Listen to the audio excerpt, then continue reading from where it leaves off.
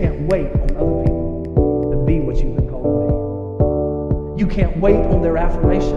You can't wait on their approval. You can't wait on their support. Sometimes you just gotta run. Bonjour et bienvenue sur la chaîne Objectif Autonomie. Moi, c'est Romane et aujourd'hui, nous allons faire un sirop de menthe que nous avons été chercher dans notre jardin. Pour faire la première recette de sirop à la menthe, nous allons avoir besoin d'1 kg de sucre, 1 litre d'eau et de la menthe que je pèserai une fois les avoir nettoyés et enlever de la tige, hein. Voilà, tout simplement. Pour conditionner le sirop après l'avoir fait, on aura besoin donc de 2 bouteilles en verre classique. Tout simplement. La première étape est donc d'effeuiller les branches de menthe, tout simplement. Donc personnellement je préfère faire ça dans un appareil pour nettoyer la salade, car ce sera plus facile de réutiliser l'eau après pour aller la mettre au jardin.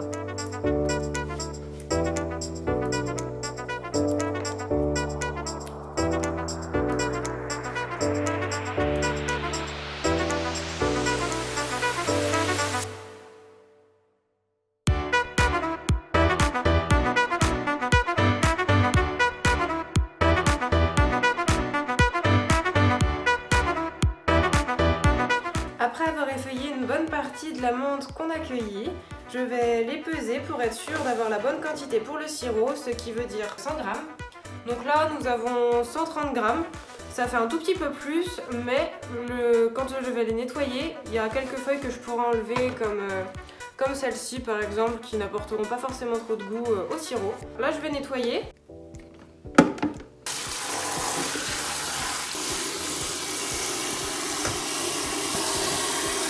Donc j'enlève les feuilles les plus entre guillemets moches, hein, j'aime pas dire ce mot mais bon, je vais dire ce qu'il en est.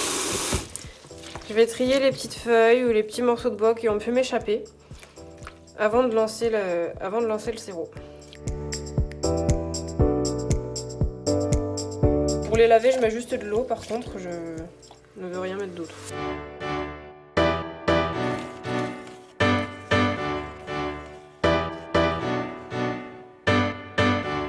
Au bout de quelques minutes, je les reprends et je vais les essorer.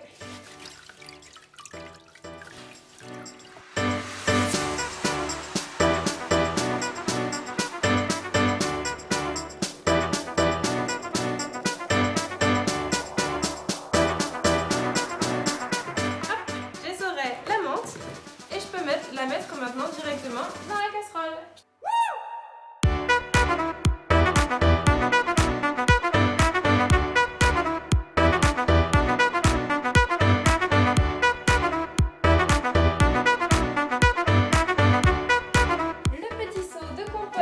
Qui va bien pour les branches.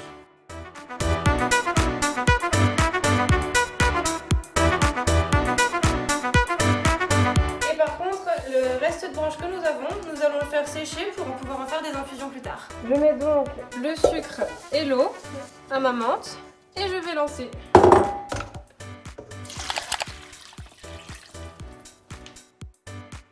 Donc l'eau et le sucre, temps pour temps. Ça s'appelle un sirop à 30 dans le milieu de la pâtisserie. Le chiffre 30, en fait, il s'obtient en mesurant la densité du sirop. Donc, ni forcément trop souple, ni trop épais. C'est ça, juste tout simplement. Et donc, on obtient un sirop à 30 en mettant temps pour temps de sucre et d'eau. Une fois porté l'ensemble à ébullition, laissez reposer à feu doux 15 minutes. Notre sirop est prêt. Donc on va quand même les laisser un petit peu refroidir avant d'enlever les feuilles avec l'écumoire et de mettre en bouteille. Après quelques minutes, j'enlève donc les feuilles que je vais mettre directement dans le seau du compost.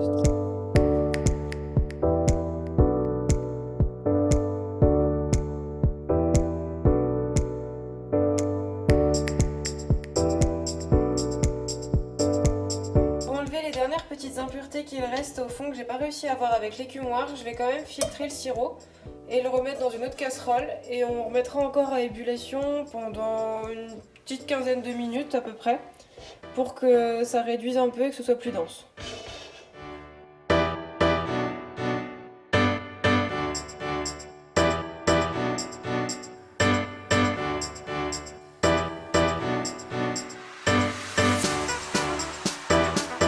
Les 15 minutes sont passées Du coup, je vais pouvoir couper le feu et verser notre sirop en bouteille.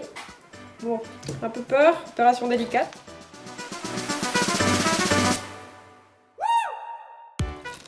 Bon, on peut se dire à cette étape-là que c'est quand même assez liquide, mais faut pas s'inquiéter. Quand ça va refroidir, ça va s'épaissir et c'est normal. Avec 1 kg de sucre, 1 litre d'eau et 100 g de menthe, on a à peu près 1,3 litre de sirop. Bon, j'ai quand même encore quelques petites impuretés dedans, donc si vous voulez vraiment aucune impureté, il faut vraiment choisir un tamis très petit. Donc voilà, on a notre petit sirop qui sent très bon. Bon, la couleur verte n'est pas là, mais c'est du vrai sirop fait maison et c'est ce qui compte. Cette vidéo touche à sa fin, j'espère que ça vous a plu. N'hésitez pas à vous abonner, à commenter et nous suivre jusqu'à la fin. Il n'y aura pas de fin. Et il n'y aura pas de fin. À très bientôt. Ciao, ciao.